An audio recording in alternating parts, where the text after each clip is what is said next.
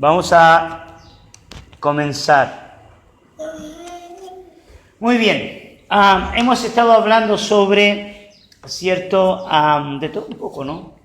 Pero más que nada apuntado como al servicio, al liderazgo, a lo que queremos hacer durante el 2017, sobre los proyectos que vienen por delante y todas esas cosas, ¿no? Que son como necesarias para nuestra vida y que como cristianos nosotros debemos como caminar y movernos en ella, ¿no?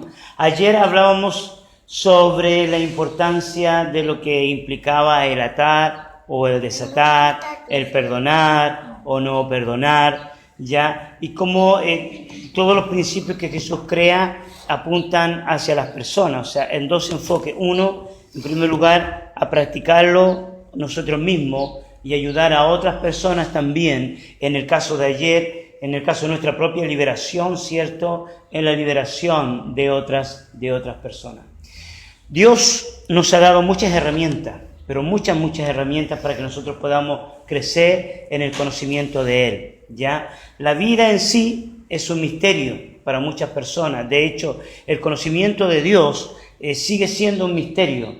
¿Y por qué es un misterio? Porque Dios escogió uno de los elementos que es como clave para conocerle a Él, y ese elemento es la fe. Y la fe, cada uno vive su fe de una manera personal, íntima. Ya el Señor nos entregó la fe para poder conocerlo a Él, y a través de esa fe vamos creciendo en el conocimiento. Se juntan grupos de personas que tienen la misma fe. Y aún teniendo la misma fe, por ejemplo, en Jesucristo, aún entre ellos tienen una fe distinta en el mismo Jesucristo que creen. Por eso se forman ciertas denominaciones o ciertos tipos de creencias, algunas muy cercanas a la Biblia y otras que tienen la tendencia a la especulación y a alejarse de lo que es la palabra del Señor. Obviamente, la Biblia nos habla de que la fe es uno de los tres pilares fundamentales del cristianismo. Y nosotros necesitamos entender la fe para poder crecer y para llevar al crecimiento a otros. O sea, sin que nosotros tengamos fe, es imposible que otros crezcan. ¿Ya? Cuando las personas, ¿cierto?, se empiezan a relacionar con nosotros y toman cursos, las discipulamos o les enseñamos o les corregimos libros, por ejemplo, en una escuela de estudios bíblicos, las personas también van a observar tu fe, tu creencia, cómo tú vives, cómo tú crees, sobre todo cuando las personas son nuevas. Cuando la gente es nueva te va a mirar y va a observar si realmente cómo es tu fe, cómo tú crees. Si ya la persona es vieja en la fe, va a evaluar tu fe. Y va a observar y va a decir si la fe que ellos tienen es proporcional a la fe que tú tienes. Si tu fe es buena para ellos, les va a ayudar. Si tu fe no es buena para ellos, va a crear un conflicto que solo una revelación del Señor va a producir la unidad. Yo he tenido estudiantes así, estudiantes que ya vienen con sus firmes convicciones, y cuando uno plantea algo que es un poquito diferente a lo que ellos creen, genera cierto tipo de tensión dentro de una sala de clase, por ejemplo. ¿Ya? Yo he visto maestros nuevos que están recién comenzando siendo intimidados, ¿cierto?, por las creencias de otros. Sobre todo cuando ni el maestro está seguro de que lo que cree, lo cree, ¿no? A veces lo enseña porque recibió el manual o recibió la enseñanza de otra persona. Creo que nos vamos creciendo en la enseñanza cuando nosotros ya creemos lo que estamos enseñando. Creo que esa es la herramienta como que da poder y autoridad, ¿no? Y un poquito de eso yo quiero hablarlo, pero siempre con el perfil hacia la formación de un liderazgo o hacia la formación de un servicio. Entonces yo quiero que abras tu Biblia en Mateo. ¿Están ahí?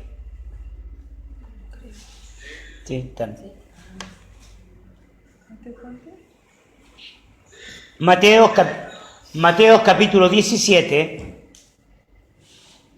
versículo 20.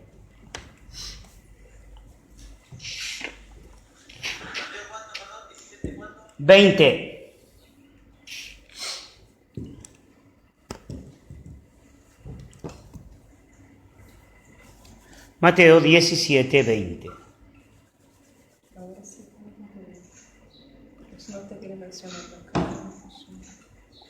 Ok, ¿quién lo puede leer?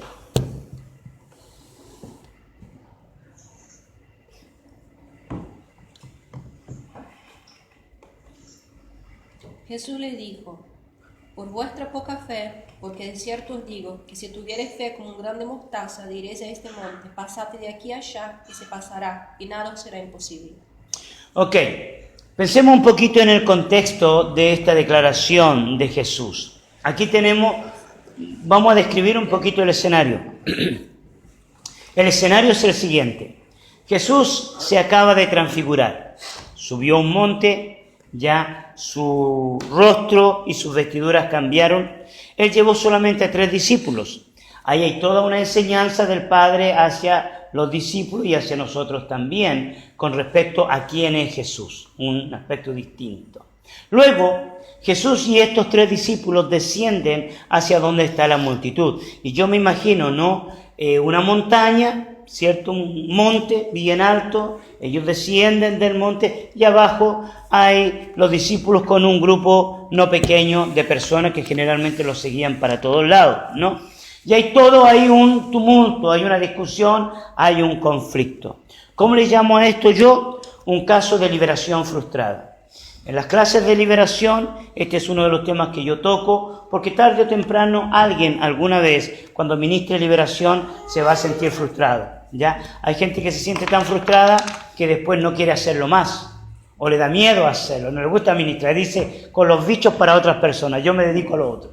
Pero todo cristiano, tarde o temprano, tendrá que enfrentar un demonio, ¿ya? Eso es entre paréntesis.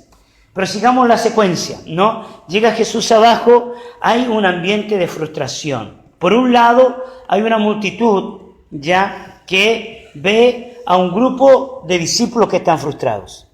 Y un padre frustrado, ¿ya? Los discípulos están frustrados porque no pueden sacar el demonio del muchacho. En el contexto del libro de Mateo, hace mención de que este muchacho está enfermo, que es lunático, ¿ya? Pero más adelante dice que echó fuera el demonio. O sea, asocia el concepto lunático con un concepto espiritual, ¿ya? En el término de la ciencia, un lunático, ¿cierto?, es una persona que tiene oscilación mental, ¿ya? Oscilación de comportamiento. Un comportamiento que oscila entre la normalidad y la locura, ¿ya? Vive estados de normalidad y vive estados de locura. O sea, fue asociado a las variaciones de la luna. Por eso se llama lunático. Los romanos ya descubrieron durante el primer siglo que en el momento que mayor robo había y delincuencia había en la ciudad de Roma era cuando había luna llena. Y yo me imagino que la explicación es muy simple, ¿no? Porque se puede ver más. Viste que ellos no tenían las luces que tenemos hoy en día. Entonces ellos descubrieron eso. Quizás, tal vez, posiblemente allí en ese contexto se descubrió que esto del lunático ya es donde aparecían todo este tipo de desórdenes mentales y emocionales. Hay gente que se encuentra con un hábitat, con un ambiente y su mente se le desordena y empieza a hacer cosas que no debe hacer. Hay gente que, por ejemplo, en un contexto de escuela se maneja muy bien, pero cuando no tiene nada para hacer o no hay nadie que le ponga límite, la persona entra en una crisis, en un caos emocional. No estoy diciendo que esté en lunático, ¿ya? Pero hay gente que como que se descontrola, ¿no? Entonces, tenemos a este joven o persona que está endemoniada, los discípulos no pueden echarlo, y es en este contexto donde viene esta declaración. La frustración lleva a una pregunta.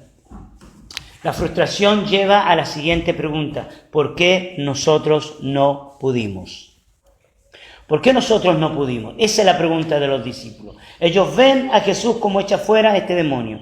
Y esa pregunta, ¿por qué nosotros no pudimos?, es una pregunta que nosotros fácilmente podemos hacerla. Y generalmente en momentos de frustración uno se la hace, ¿ya? ¿Por qué no pudimos, por ejemplo, terminar los estudios? A veces pasan los años y hay gente que empieza como a sentir nostalgia, saudade, ¿no?, de un pasado que pudo haber terminado y no terminó. Y queda como esa frustración. ¿Por qué yo no pude? ¿Ya? Cuando uno hace una carrera, ¿ya? O cuando uno tiene una meta y no alcanzar la meta y otros la alcanzan, como que se te produce algo más interior. ¿Ya? Como, ¿por qué ellos sí y yo no? ¿Por qué ellos pueden hacer lo que yo no hago? ¿Por qué ellos pueden alcanzar lo que yo no hago? O sea, en forma muy interior, esta pregunta está dentro de nosotros. ¿por qué nosotros no pudimos?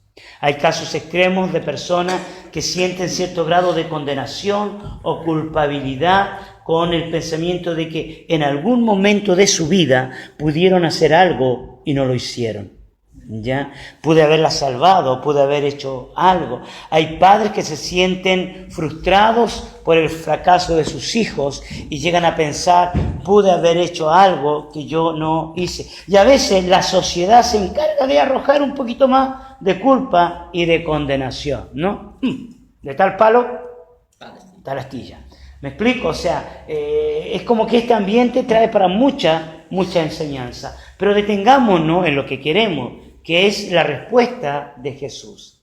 Y la respuesta de Jesús es por vuestra poca fe. ¿Ya? Y ahí pone el ejemplo, ¿cierto? Dice como una semilla de mostaza. En el caso específico de los discípulos es la liberación.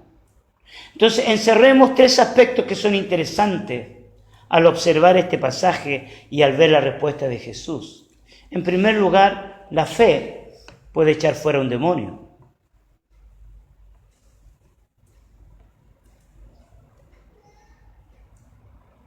En segundo lugar, la fe puede mover un monte. No lo digo yo, lo dice la Biblia. Seguramente es figurativo, ¿no? Bueno, vamos a mover este monte. ¿Ya? Pero dice monte allí. Y cuando me puse a pensar en qué monte, seguramente Jesús le está mostrando el mismo monte donde él se había transfigurado. ¿Ya? Porque está ahí abajito. Y en tercer lugar, la fe puede vencer nuestras frustraciones. La fe puede vencer nuestras frustraciones. O sea, es súper importante. Ahora, ahí hay una declaración que para mí, ves que yo me topo con ella, me quedo rayando la papa, marcando ocupado, pensando en esos vez tras vez. Cuando Jesús le dice a los discípulos, ya, que si ustedes tienen esta fe, para ustedes nada les será imposible. ¿La viste? Cuando dice para ustedes nada les será imposible, se me produce como una cosita en la panza. Porque en mi lógica yo veo tantas cosas que son imposibles para mí. Y que por naturaleza, o sea, hay cosas que nunca las va a hacer. Yo nunca voy a poder vencer un récord de atletismo. Al menos ahora. ¿Ven que se ríen? Es imposible, ¿no? ¿Ya? Es imposible, o sea... Si tuvieras fe. Y es obvio que no vas a poder. ¿Por qué? Porque tenemos limitaciones. Hay limitaciones mentales, hay limitaciones emocionales, hay limitaciones físicas. ¿Ya? Y nuestra vida tiene la tendencia a enfocarse en esas limitaciones. ¿Ya? Esas limitaciones, ¿cierto? Muchas veces determinan lo que queremos lograr o lo que no queremos lograr. ¿Ya? Y hay que añadirle que nos vamos poniendo viejos. ¿Ya? Y al ponerse viejo, las expectativas se van como cerrando. O sea, quieres alcanzar el mundo y te das cuenta que tu fuerza, tu ánimo ya no es la misma de siempre. ¿Ya? Ya no podés, vas quedando atrás. Entonces, en vez, cierto, de tener la expectativa de alcanzar lo imposible, entras en depresión. Y te vas quedando. Pero el reino de Dios nos habla de este pilar, de esta herramienta, de este ejercicio que se llama fe. ¿Por qué Jesús dice que nada le será imposible? Es algo que nosotros tenemos que meditarlo con Jesús. Tenemos que, cierto, entrar en la presencia del Señor y pedirle por qué, y preguntarle por qué Él dice que para nosotros nada será imposible. Vamos a volver en un rato más a tratar de saber por qué nada será imposible, ¿ya? Pero ahora quiero que veamos 3 ejemplos bíblicos que nos pueden ayudar mucho, donde para nosotros puede ser imposible, pero Dios muestra físicamente que lo imposible se hace posible, ¿ya? Y el primer ejemplo está allí en el libro de Génesis, en el capítulo 18. Capítulo 18, versículo 15 al 17.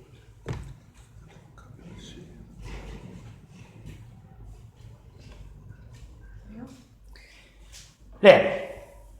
Entonces Sara negó, diciendo, no me reí porque tuve miedo. Y él dijo, no es así, sino que te has reído. Y los varones se levantaron de allí y miraron hacia Sodoma, y Abraham iba con ellos acompañándolos. No. Entonces yo me equivoqué.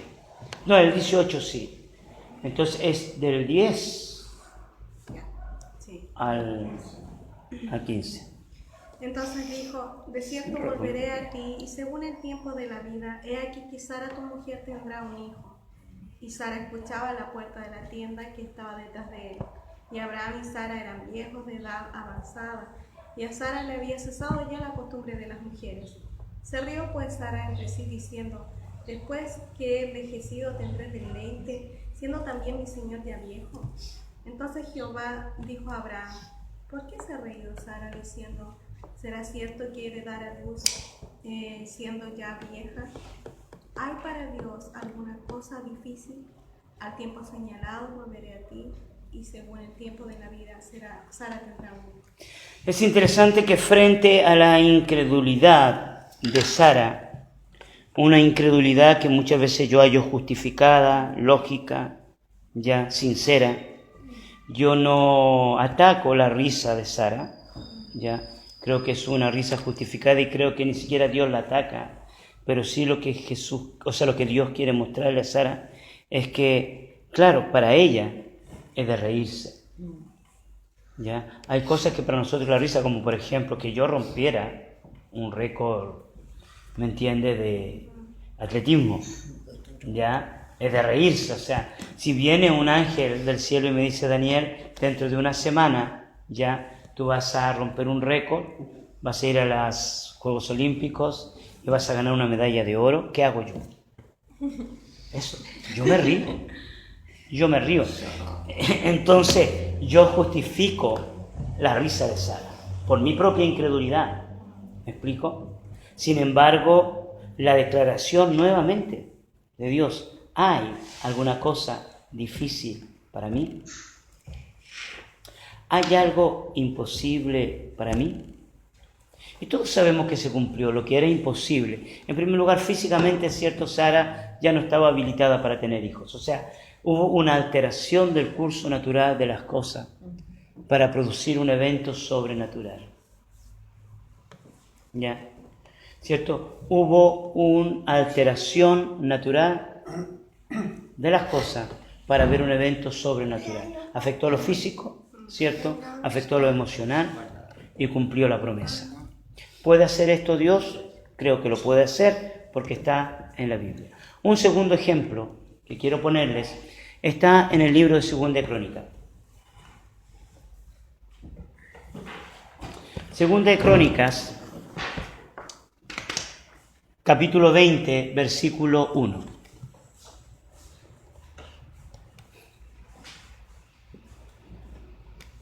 Segunda de Crónicas, capítulo 20, versículo 1.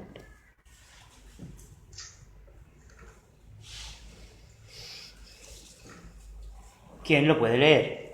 Pasadas esas cosas, aconteció que los hijos de Moab y de Amón, y con ellos otros de los amonitas, vinieron contra Josafat a la guerra. Y acudieron y dieron aviso a Josafat diciendo, contra ti viene una gran multitud de la otra parte de la mar y de la Siria, y aquí ellos están en Hazazón Tamar, que es en Gedí. Hay una situación acá que es difícil, ¿ya? Y que dentro de la lógica humana cae dentro del campo de lo imposible. 3 naciones se levantan contra Josafat y contra el reino de Judá. Josafat no fue un mal rey, pero sí tuvo sus debilidades fuertes. La debilidad más fuerte, como enseñan algunos por ahí de él, fue su amistad con Acab, ¿ya? Sin embargo, para Dios era un buen rey y los profetas lo respetaban. Elías, Eliseo respetaban mucho a Josafat porque veían en él un hombre ya recto, íntegro dentro de todo, ¿no? Y aquí tenemos la prueba de ello, que en el momento de mayor necesidad, él sabía qué hacer con respecto a Dios. Cuando se levanta en nuestra vida ciertos gigantes, nosotros tenemos dos opciones: mirar la circunstancia o mirar a Dios. Y quiero que veamos allí, a ver si me acuerdo, en 2 de Crónicas, capítulo 20, versículo 15 al 17. Creo que ahora es 15 al 17. Y si no, es otro. Pero está por ahí. 20, 15, 17. Sí. Y dijo: Oíd Judá todo, y vosotros moradores de Jerusalén, y tú, rey Josafat, Jehová os dice así: no temáis ni os amedrentéis delante de esta tan grande multitud, porque no es vuestra la guerra, sino de Dios. Mañana descenderéis contra ellos, he aquí que ellos subirán por la cuesta de Cis, y los hallaréis junto al arroyo, antes del desierto de Jeruel. No habrá para qué vosotros peleéis en este caso. Paraos, estad quietos, y ved la salud de Jehová con vosotros. Oh Judá y Jerusalén, no temáis ni desmayéis, salid mañana contra ellos, que Jehová será con vosotros. ¡Wow! Entonces aquí el segundo caso es un segundo caso muy práctico también, que nosotros tenemos que evaluarlo en nuestra propia vida. ¿Cuántas veces nosotros tenemos la sensación que se levantan ejércitos alrededor nuestro?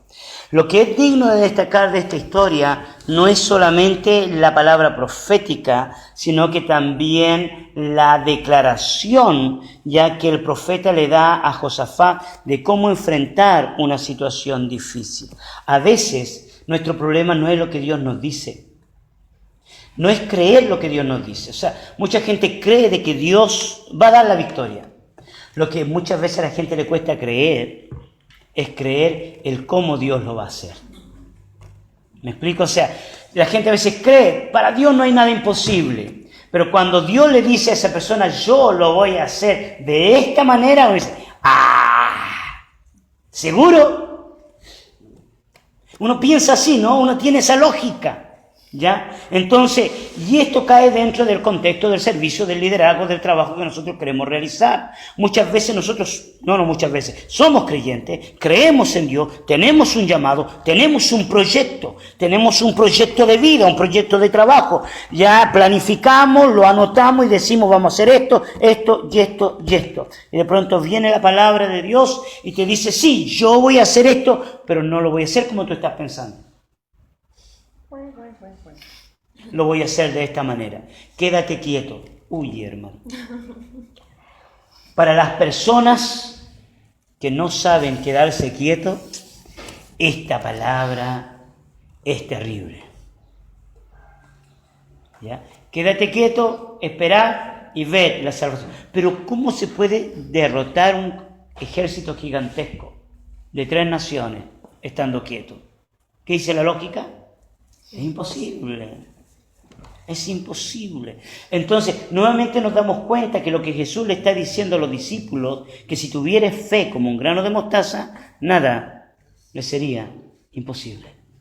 Y hay un tercer ejemplo, que es el ejemplo de María, en Lucas capítulo 1, versículo 37. Lucas 1, 37.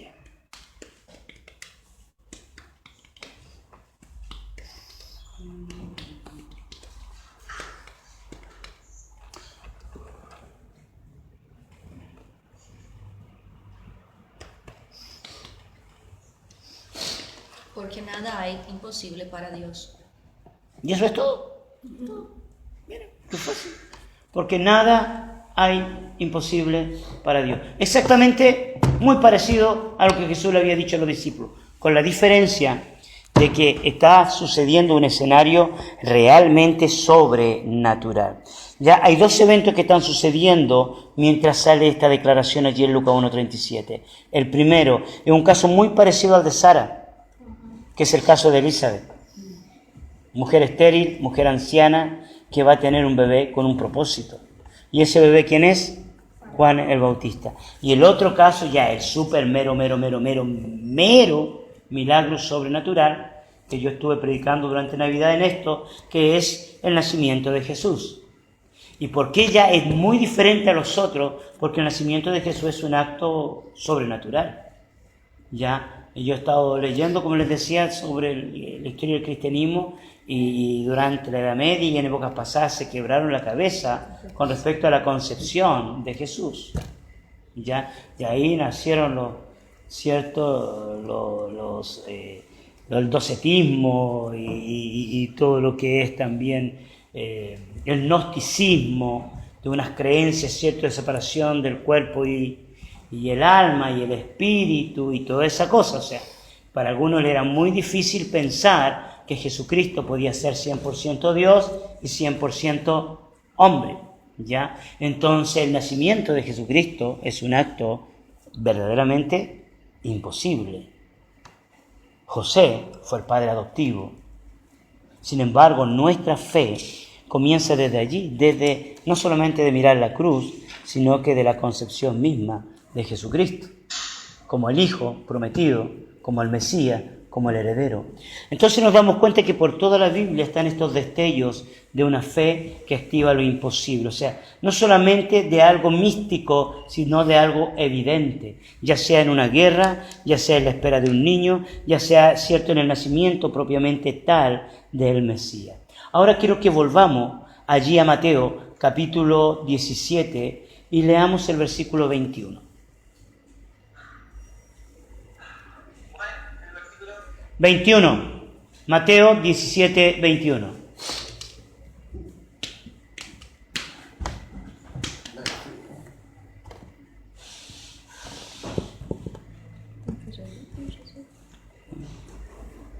¿O están ahí o hay no? Ok, ¿quién lo lee?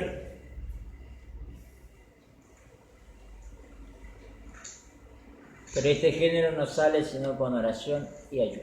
Es interesante, el versículo 20 le dice, si ustedes, cierto, tienen fe como un grano de mostaza, pueden mover montañas, pueden, cierto, nada les será imposible y todo eso. Y después hace un pero, y ese pero ya sabemos que es un contraste de lo que viene diciendo en el pasaje anterior. O sea, nada es imposible, pero,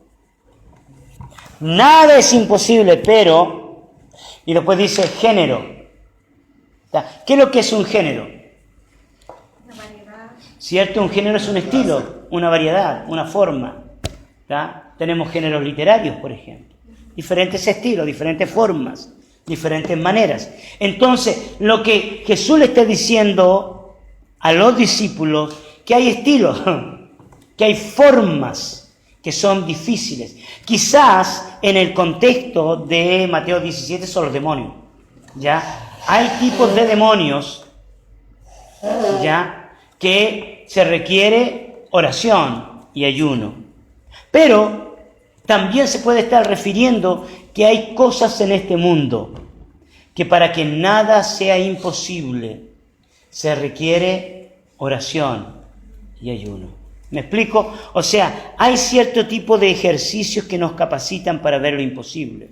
En el caso práctico, si yo quiero o quería ganar una medalla, posiblemente hubiera tenido que haber practicado un ejercicio para que eso que me parecía imposible fuera posible. ¿Me explico? ¿Ya? A no ser que sea un evento mega sobrenatural. En el caso de la vida es exactamente lo mismo. Hay géneros que para poder ver lo imposible tiene que ser con oración y ayuno. ¿Tá? Obviamente muchos manuscritos no ponen la palabra ayuno. Pero nosotros añadámoslo porque no es malo ayunar. ¿Por qué? Yo he enseñado bastante sobre esto. Yo creo que allí el gran factor que impide la liberación es la incredulidad. La incredulidad en la gente que está allí observando, la incredulidad en los discípulos y a la luz del libro de Marcos, la misma incredulidad del Padre. ¿Te acuerdas que se ayuda a mi incredulidad? ¿Ok? Entonces nos damos cuenta que no solamente en el aspecto espiritual, cuando nosotros tenemos un proyecto en la vida, cuando nosotros tenemos un llamado de Dios, tu llamado es proporcionar a la fe que en ti hay. Tu llamado es proporcionar a la fe que en ti hay. Si a ti Dios te llamó a la música, Dios te llamó al canto, según desarrolles la música o el canto de acuerdo a tu fe, es lo que tú vas a alcanzar. ¿Me explico? Entonces, ¿por qué es tan importante la oración y el ayuno? Porque la oración y el ayuno alimentan la fe. ¿Cuál es el origen de la fe? El apóstol Pablo dice que la fe viene por el oír. ¿Y qué sucede cuando nosotros oramos y ayunamos? Tenemos intimidad con Dios. Y en la intimidad con Dios, Dios nos habla. Y eso genera fe. Eso genera autoridad. No es una idea de tu mente, sino que es una idea que viene del corazón de Dios. Mira, con esto quiero terminar para quedar bien claro en este punto. Busca Juan, capítulo 14, versículos 12 al 14. Y con esto termino. Juan, capítulo 14, versículo 12 al 14.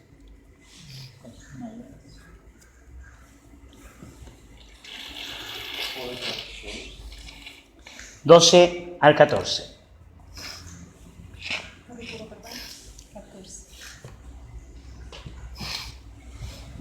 Ok, léalo. De cierto os digo, el que en mí cree, las obras que yo hago, él las hará también. Y aún mayores hará, porque yo voy al Padre. Y todo lo que pidieres del Padre en mi nombre lo haré, para que el Padre sea glorificado en el Hijo. Si algo pidieres en mi nombre, yo lo haré. Ok, hasta el 14 listo, ¿no? Sí. Ok, entonces nos damos cuenta, ¿cierto?, que la fe ya no es cuantitativa en este aspecto. No se trata de tener mucha fe. En otro pasaje los discípulos le dicen, o sea, aumentanos la fe. Y Jesús les responde de la misma manera. Fue como un grano de mostaza. Yo siempre me puse a pensar en esto, o sea, si ellos no pudieron echar fuera al demonio y les dice al nivel que tienen que llegar es del grano de mostaza, o sea, ¿qué tipo de fe tenían los discípulos? Microscópica. ¿Y qué tipo de fe tenemos nosotros entonces? ¿Ya? O sea, lo que quiere decir en pocas palabras que no es cuantitativa, sino que es cualitativa. El que en mí cree, las cosas que yo hago, él las hará también. No se trata de que yo quiero ganar la medalla de oro en los Juegos Olímpicos. ¿Me explico? Eso va a ocurrir solamente si Jesús quiere. Y si Jesús quiere, va a ser ya lo imposible para que yo gane esa medalla. ¿Me explico? O sea, por eso la oración y el ayuno activan la fe. No esa fe que dice el ateo, que dice, no, sí, yo creo en la fe en mí mismo. ¿Viste que te dicen? Yo creo en la fe existe, ya hay que creer en uno mismo. Ayúdate, que yo te ayudaré. No sé dónde sacan eso, pero mucha gente usa la palabra fe, pensamiento positivo, no existe, ¿ya? Sino que nosotros como cristianos, cuando vos tienes un gran proyecto, una gran obra para hacer, un gran sueño en tu vida de alcanzar las naciones, de ver la gloria de Dios, ya la fe es un requisito necesario que se va a activar a través de tu deseo de querer ser como Jesús, ¿ya? Y ese deseo te va a llevar al ayuno, a la oración, a la búsqueda para ver que lo imposible se haga posible. Aunque un ejército acampe contra ti, ¿ya? Aunque parezca imposible, para Dios no hay absolutamente nada imposible. ¿Se da para entender o no da para entender? Paramos por acá entonces, porque me tomé 10 minutos más. Y vamos a orar al Señor.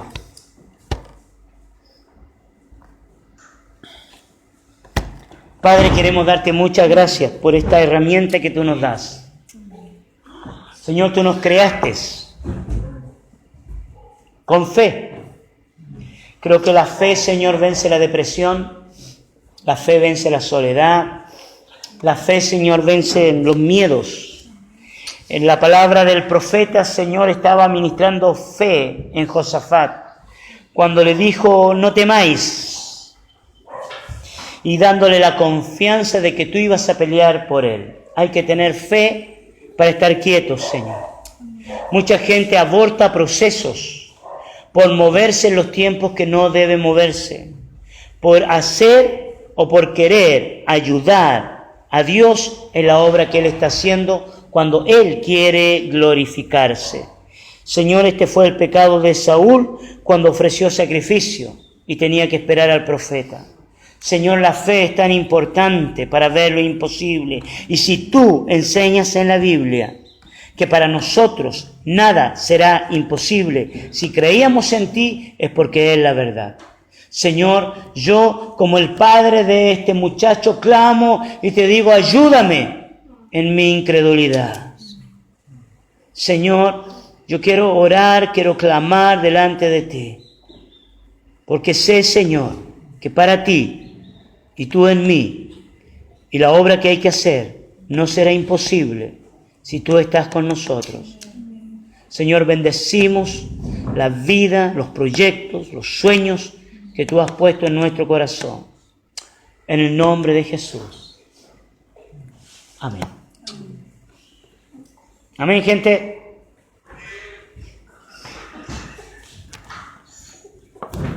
¿Estamos? Y me acordar. ¿Sabes cuál canción? No. Me estaba acordando de genética, ¿no?